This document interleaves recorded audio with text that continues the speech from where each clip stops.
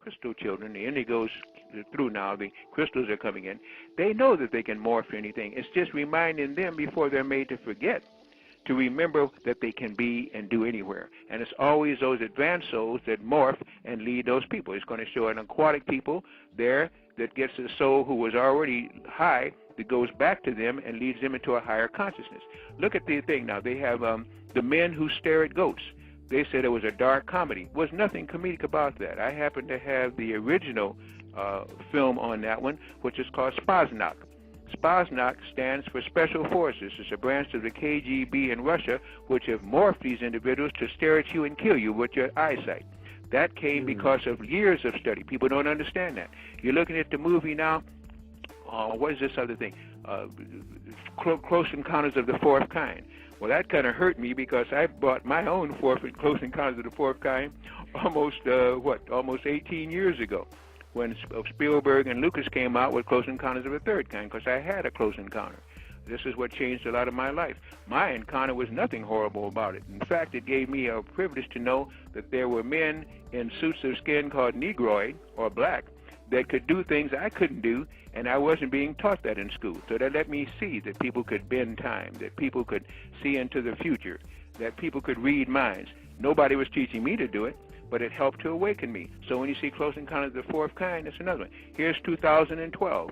If you look at that movie and you hold those thoughts, you'll bring about disastrous results. Every matter on earth, from volcanoes and water and land and everything, just all went berserk. That's not a thing to hold in mind, and that's not going to happen that way. But if enough people see it, and enough people are resolute that this is the way it's out, and they hold it in their consciousness, they'll be bringing it in, because whatever you love or whatever you hate, you think about, and therefore you bring it to you. I say again, these movies are doing both good and bad, depending on the consciousness of the people who view it and the intelligence of the people to interpret it. Right. Well, what I meant when I said that they were ridiculous, I think it's because I'm adept to see the messages and the things that they're trying to tell the people. And to me, I guess because I can see, that to me it's just so wide open with what they're doing. I have to remember that the average person doesn't have the ability to have that kind of sight. So I see it now, and it's just like, wow, they're really going hard now. It's almost, but then they've probably been going hard for the longest. It's just that I'm aware of a lot of things now than I was before. I have a second question for you. Somebody asked about the Jedatora, or the evil eye. Can you explain that? What is that? What is the evil eye? Yeah, they said the Jedatora, or evil eye. The Jedakora. Yeah. I don't know what the Jedakora is. I do know before that was brought up, I think Brother Sevan there mentioned Merkaba and so on and so forth, the Merkaba. As I understand that, now I don't understand what the Jedakora is. Okay, I do understand the evil eye. Evil eye is when you're actually through the cornea and through the optic thalamus nerve, you're radiating your thoughts, and the thoughts go out into your field of energy around you. If your field of energy can be projected far enough away, it interferes with another person's field of energy, and they are now captive of yours. That's what you call extending the field through the chakras again. I don't want to get more technical than we already are, but that's the way I understand it. If that be the case, then I can tie it in with Brother Seven's statement and seemingly whatever came from the chat room, and that is just simply this. We have chakras. Chakras are the original bodies for the soul.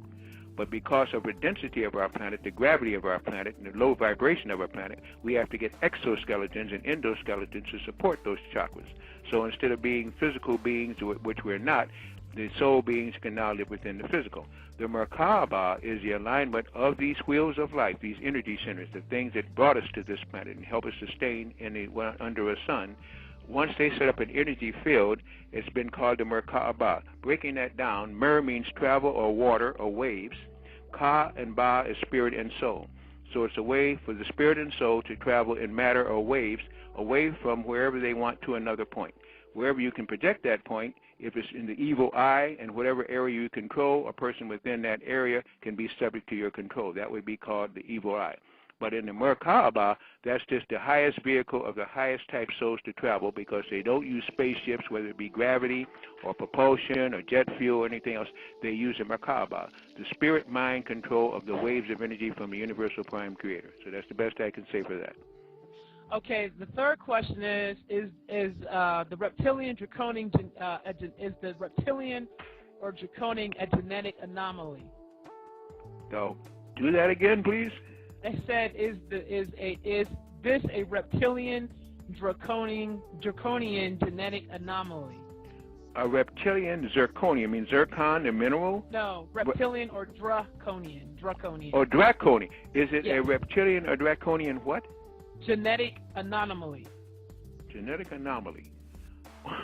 Well, a genetic anomaly, well, we're getting down to genes now. We're getting down to, therefore, DNA and the helixes within it. Is this a... Well, I don't know if you're going to call the planet a genetic anomaly set up by reptilians. No, because they didn't make this planet. But controlling the planet and trying to make it into a very low vibrational, it would be an anomaly because it's not what the Creator wanted. Therefore, anything that is not what the Creator wanted is an anomaly and will not last long. In that sense, I guess you could say, yes, they've influenced it, but they didn't build it. They're just influencing it. Okay. Can the soulless obtain a soul? Now, you know, that's something that I was told at one time was impossible. I now begin to believe that there's no such thing as the impossible. It's just a matter of consciousness and who wakes up first and who has the depth and wisdom to understand that there's nothing that the Creator cannot do, and as long as we're in the mind of the Creator, anything can be. I think we limit ourselves.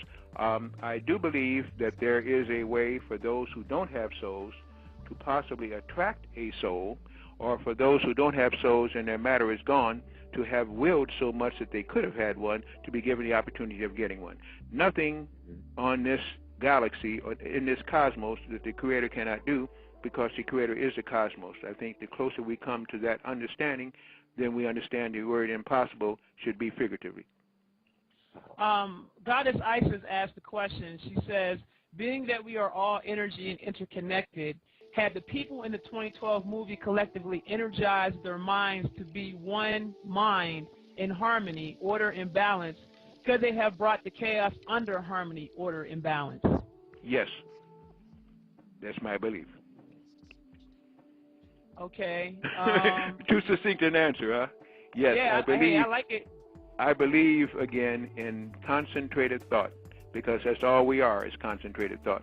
That's why some people can live when others die, come out of fires and everything else, going to have a car, the car seems to go to another car, the impossible happens and they're still alive. Because when we get in strong enough consciousness, this is nothing but a dream illusion anyway.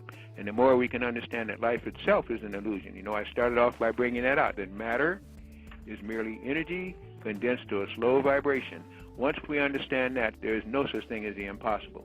But the impossible can become probable when we begin to admit in the universe that we're in now, rather than understand that we are completely universal, that we're not limited, but we do limit ourselves. Combined mind can do anything. This is what I'm telling people all the time. Get into concentrated thought. We can't hold a thought for hardly a moment, and if we do, we're influenced by something else.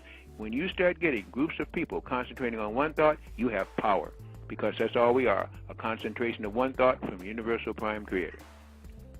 Okay, her second question was, she says, do you subscribe to everything is mind and nothing gets past the mind, which is thought energy, and evil/hell, good/heaven is mindset? Before we act on anything we do, it was a thought first.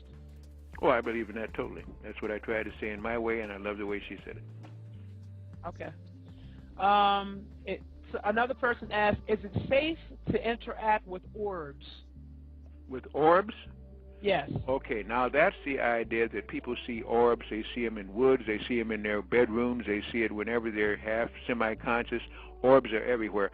We're going to see more and more orbs as we get deeper into the fourth dimension, and that's not going to be too much longer because we're in pretty heavy as it is. We'll be coming out of that toward the end of next year into the fifth dimension. Yes, you'll see orbs because many orbs are souls. Souls are nothing but light lattiers. They're lights. They're energy units, if you would. And the color of the soul kind of tells you the kind of energy that's within it or the energy potential of it again. So I would simply say if these are orbs, by my definition, then orbs are everywhere. And there's a world called a gulf where the orbs come from, and orbs can begin to change their energy units, but they cannot cease to exist.